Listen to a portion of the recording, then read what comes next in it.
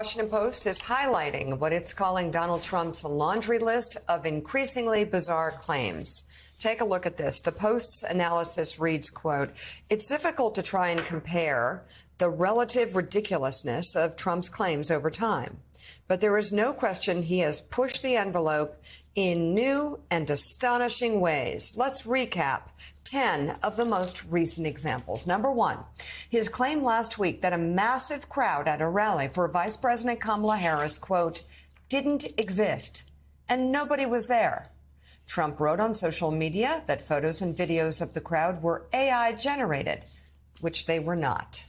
Number two, that President Joe Biden prepared to have the FBI assassinate him when it lawfully seized classified documents from Mar-a-Lago in 2022. Number three, that it's the Democrats and their messaging that's to blame for last month's attempted assassination of Trump. Let that breathe for a minute. Number four, that Biden faked having COVID-19 last month in the days leading up to his withdrawal from the 2024 race.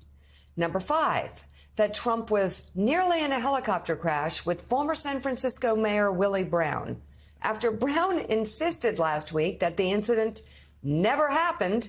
A different black lawmaker from California came forward to say it was him in the chopper with Trump, not the former mayor.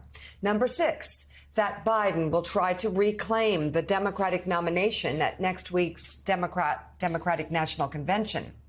Number seven, that Harris only recently started identifying as black. Number eight, that the crowd at his rally on January 6th was bigger than the one Martin Luther King Jr. had for his famous "I Have a Dream" speech. Number nine, that other countries are emptying their prisons and sending criminals to the United States. And number 10, that the Democrats want to allow killing babies after birth. Well, that's an oldie that they an oldie about, but a sickie. Lied about for a very long time.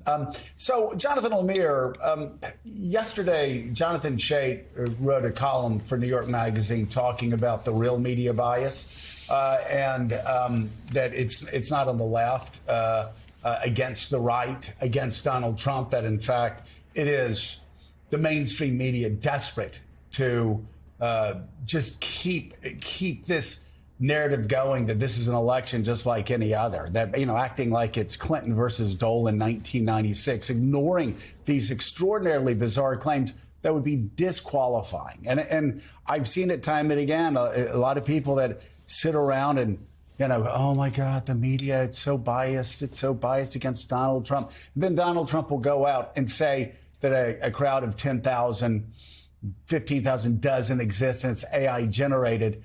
And they'll just kind of sit there and then go, you know, when is Kamala Harris going to have her first sit-down interview with George Stephanopoulos? You're sitting there going, wait, don't we stop the presses on that? Don't we stop the presses right. when he makes up stories about Willie Brown and a helicopter crash? Don't we stop the presses? I mean, you could go down this list of 10 that Joe Biden is going, there's going to be a coup in Chicago and Joe Biden is going to be riding in on a white stallion with a, I mean, there's just, I exaggerate a bit on that one, but all of these things are just crazy. And yet the press will just take it in because they're so numb to it and they'll go, what do you suspect her economic theory is going to be on quantitative easing? And when is she going to reveal it? It's just madness.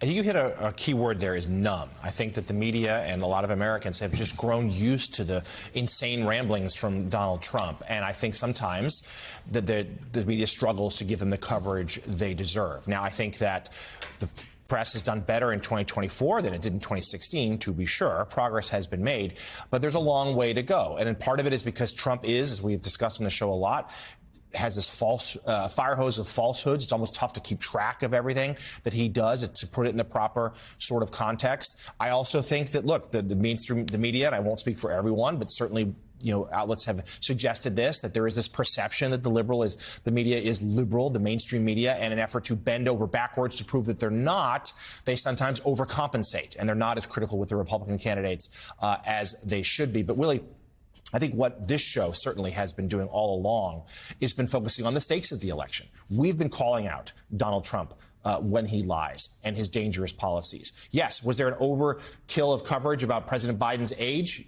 No doubt. This show has also talked about how Donald Trump is old, too. But I think the key here is to focus on what's at stake this November. And it's sometimes less the day-to-day dramas. But we have to call out what we see. Yeah, I mean, pick your favorite from David Letterman's worst ever top 10 list that Mika just revealed there. And you look at January 6th versus the I Have a Dream speech. He's raising, as a point of pride, the crowd he sent to the Capitol in an attempted coup against the United States government when the building was defaced, when officers were beaten, many of them now going to jail, some of his supporters, favorably comparing that day, one of the darkest in our history, to the I Have a Dream speech given by Martin Luther King. That's who he is, and we have to keep talking about it. That first claim from Donald Trump on the Washington Post list that Vice President Harris's crowds are generated by AI, that they're not real. One of the signs Senator Bernie Sanders is pointing out shows Trump is setting the stage to deny the results of the 2024 election if he loses in November, part of this numbing we're talking about. In a statement, Senator Sanders writes, Donald Trump may be crazy, but he's not stupid. When he claims nobody showed up at a 10,000-person Harris Waltz rally in Michigan that was live streamed and widely covered by the media, that it was all AI and that Democrats cheat all of the time, there is a method to his madness. Senator Sanders goes on, if you can convince your supporters that thousands of people who attended a televised rally do not exist, it will not be hard to convince them that the election returns in Pennsylvania, Michigan, and elsewhere are fake and fraudulent. This is what destroying faith in institutions is about. This is what undermining democracy is about. This is what fascism is about, Rev. And this is what he's done from the beginning. Undermine the institutions so that you don't believe your own eyes. You believe only his voice. And I agree with Senator Sanders. He's preparing us to deny the election results in November because he believes that he has a chance of losing, and so does most people at this point. And I think, again, your point, I don't think people understand how deeply insulting it is to compare the March on Washington 63, where Dr. King gave that speech, with an attempt to overthrow an election violently that his followers did, that he was president and sent them to the Capitol. I mean, they had National Guard ready in 63. Mrs. King, I was too young to know Dr. King. Mrs. King said they expected a riot that day. It was the most nonviolent expression of tens of thousands of people for the civil rights movement at that time in 63. To compare that to people beating on policemen, law enforcement, and desecrating the Capitol, in and of itself ought to insult every American. You know, and Bernie Sanders, that everybody needs to really take, that are interested in what's going on in this country, need to take that to heart. Because you can go back and you can look at the rise of other fascist governments, and it's the playbook. It is the playbook that you lie so much that you numb the media, you numb the masses, you numb people, and soon they give up on trying to figure out what the truth is. And I hear this from people I grew up with all the time, and people I've known for a very long time. They go, oh, you know, Joe, I just don't watch news anymore, and I don't read news anymore because you can't tell who's telling the truth and who's not telling the truth. And then you talk to them further and you ask where they get their news from, and it will be from a conspiracy website that spreads these sort of lies. And so in part they get what they're looking for, but also in part they hear these lies, and again, it numbs them so much that they just give up. And that's exactly what's going on here. And what's the purpose of it?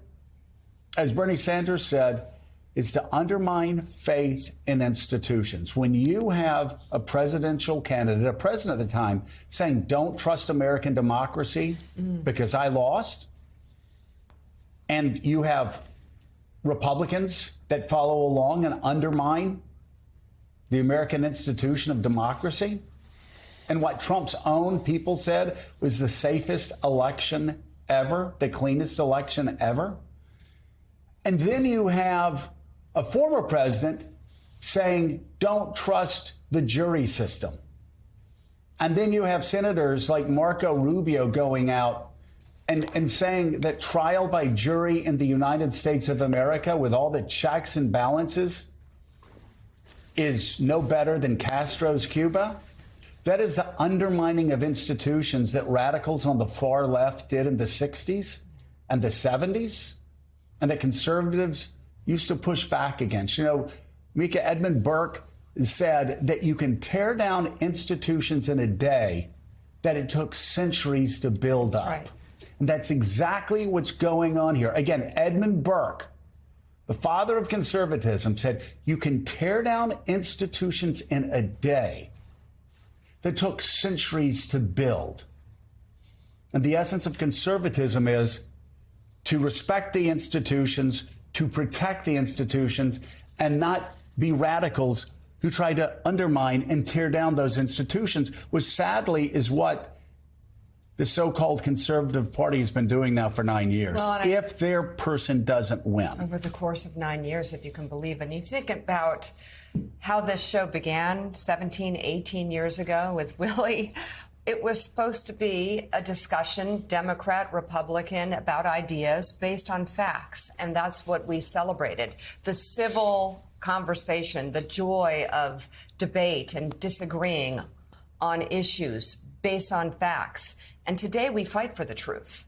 Today it's a completely different landscape because of what has happened over the past 9 years. And as Bernie Sanders pointed out, if you can take a crowd and make it disappear in people's eyes, then not only is it fascism potentially on its way or some sort of cult, Sam Stein, but the bottom line is these people don't have to believe Donald Trump.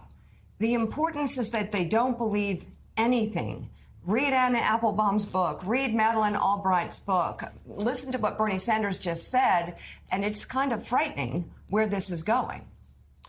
Yeah, no, and I'm in 100% agreement here. I know Joe Biden was on CBS over the weekend. He was asked, do you think there will be a peaceful transition of power after the 2024 election? He said, no, if Trump loses, there will not be. And I think they're not like hiding the ball here, right? Trump has already laid the predicate for challenging the election results. In the House currently, conservative lawmakers are trying to push legislation that would solve a problem that doesn't exist. That problem is the ability of undocumented immigrants to vote. Can't do it.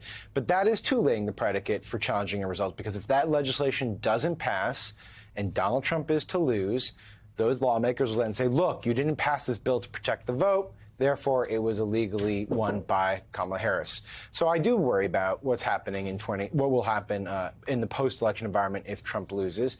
And I think we all should be on guard for it. It's a really troubling, harrowing possibility that we will find ourselves in something even worse, potentially, than what we experienced on January 6th.